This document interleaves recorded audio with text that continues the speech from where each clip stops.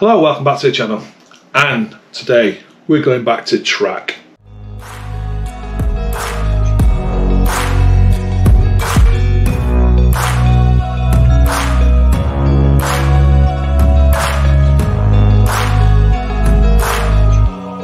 Way back a year ago. Hello, welcome back to Tap Thursdays, and this tap is with track, and it's two beers that have got, I don't know if many of you have heard this before, but it's the Thiol. Now if you go and check out the craft beer channel, they've done a whole program, episode, whatever you want to call it, on Thiol, and I think they use track as well. So if you're wondering what I'm talking about with Thiol, it's a bit scientific. It's about hops, it's about yeast, it's about biotransformation, it's about what the processes you can do with certain hops, and you get the best out of them hops and how they interact with yeast. So let me just read a little bit on here. So hopefully it won't bore you. So I'm just looking at Lallemand, who do like the yeast stuff. It's interaction between yeast and hops during fermentation, better known as hop biotransformation, is a complex process that is currently of great interest to the brewing community. This biochemical process encompasses many types of reactions, such as esterification of hop compounds. That's a big word, isn't it? Hydrolysis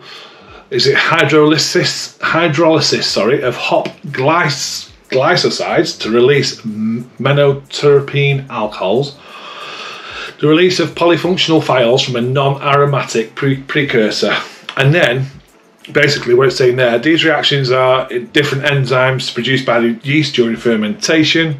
What are thiols? Thiols are a family of sulfur-containing aroma compounds naturally found in hops, either as a free aroma active volatile or as a non-aroma active non-volatile.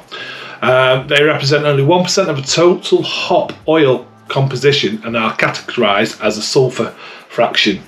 Despite their low concentrations, thiols have very low sensory detection thresholds, meaning they are perceived at exceptionally low concentrations.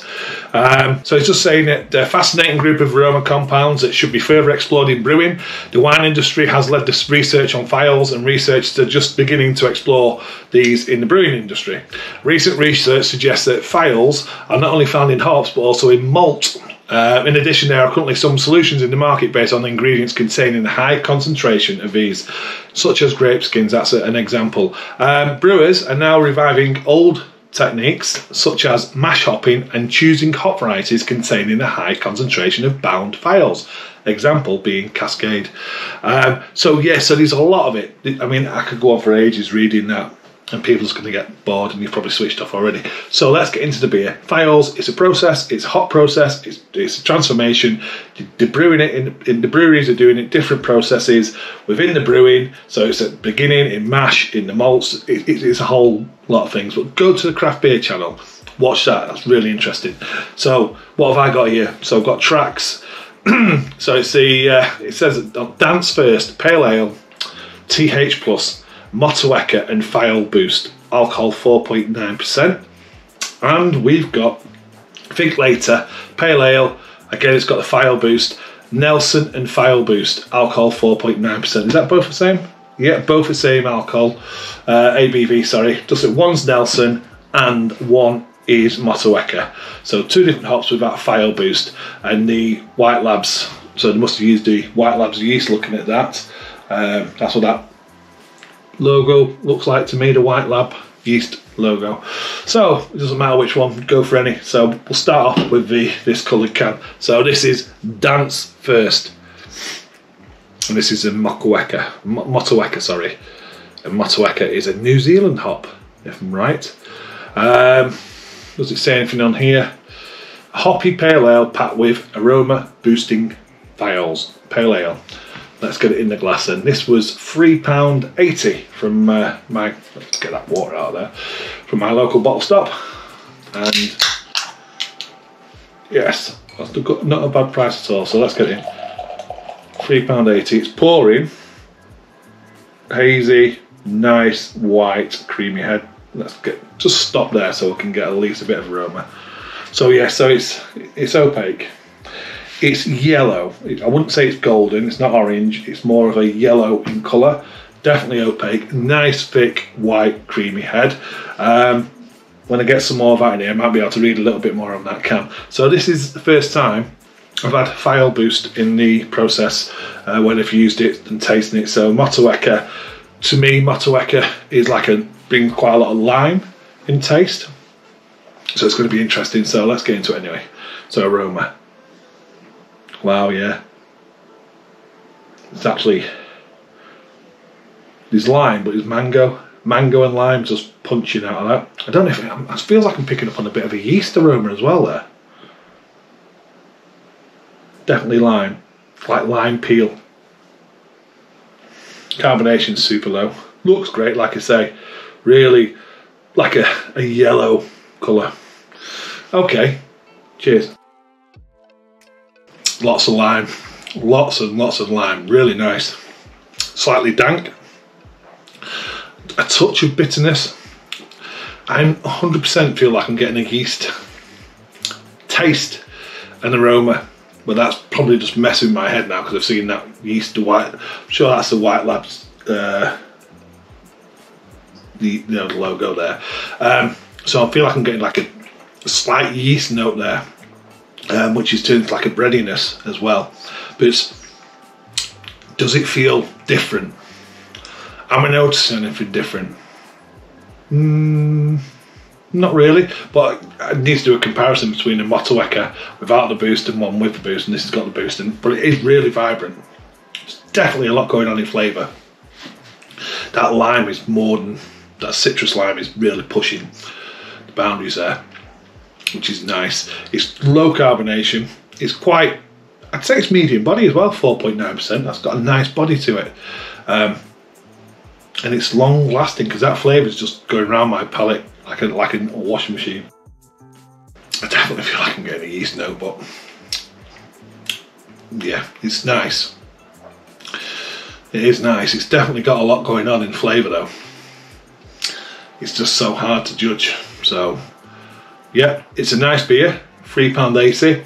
I'd definitely buy it again. Wouldn't, nothing to grumble about there. It's got plenty of flavour. Like I say, that lime is just there up front for me.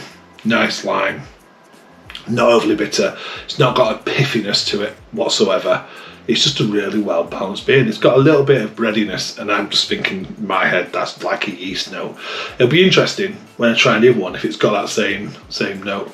So yeah, so that's the Track Dance First Pale Ale Thiol Boost with Motueka, alcohol 4.9%. Utilising a thiolized yeast. Okay, thiolized yeast. With the ability to release bound thiols, we have boosted the aroma profile of this pale ale, adding a new depth of complexity. Well, I feel like I'm getting a bit of a yeast. But I'm getting really, it's definitely boosted the aroma because the lime and the citrus and mango, all tropical notes, are unbelievable.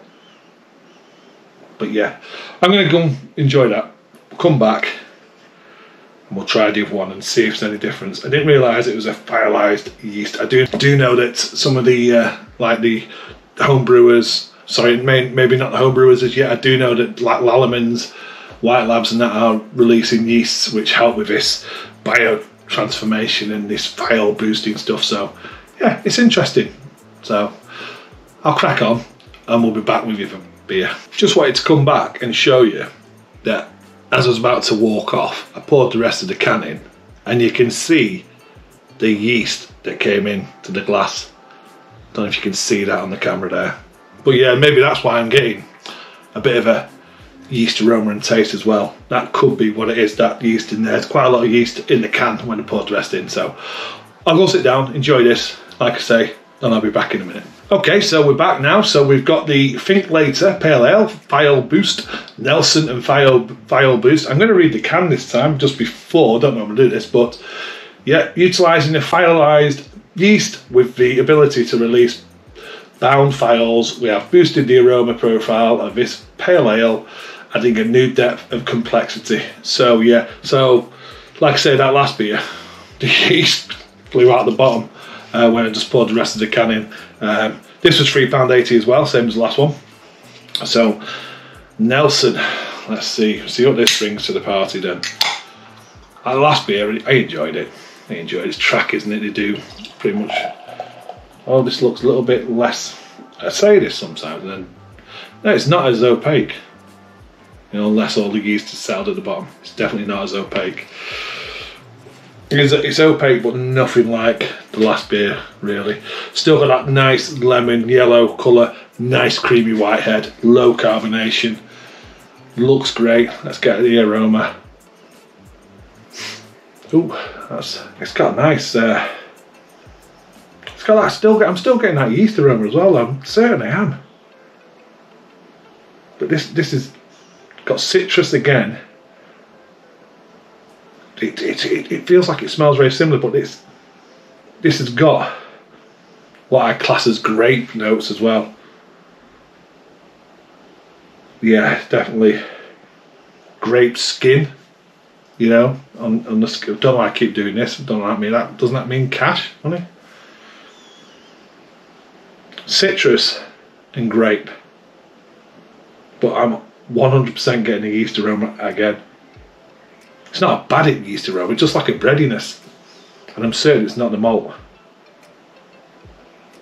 Okay, let's dive in. Cheers. Okay, I enjoyed the last beer, but this has got more. This is just a notch up, so if I was going to choose between the two, straight away I know it'd be this one. This feels like it's got a little bit more bitterness. It just tells you a bit more it's a beer, but it has definitely got grape skin notes. It's got the citrus notes. It's got pine notes, and it's got a slight earthiness going on. And I think that has lit me up more than the last one, which was the Motueka one. So for me, definitely this one has got a bit more going on about it, and that might be down to the hop and that Thiol and what it's brought from that hop. So if you ask me which one was the better, the Thiolized yeast brought out more in this, because I also don't taste the yeast as I did in the last one, even though when I poured that there was a lot of yeast in the bottom. I'm not getting that yeast taste, even though I do on the aroma. Yes, out of the two, I'm definitely swaying towards that one. 100%. 100%. That is. It's just a step above the last one. That is lovely. I just like the pine, the earthiness, the slight more bitterness, that little bit of grape, citrus, tropical. It's just got loads more. It's really complex. That is fantastic. That is lovely.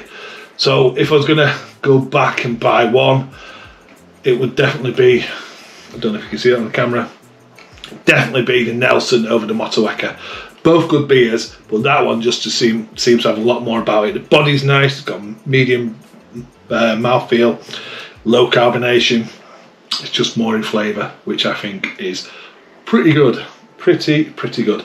I'm going to pour this, see if I can. I'll drink a little bit more out of these tiny trap glasses.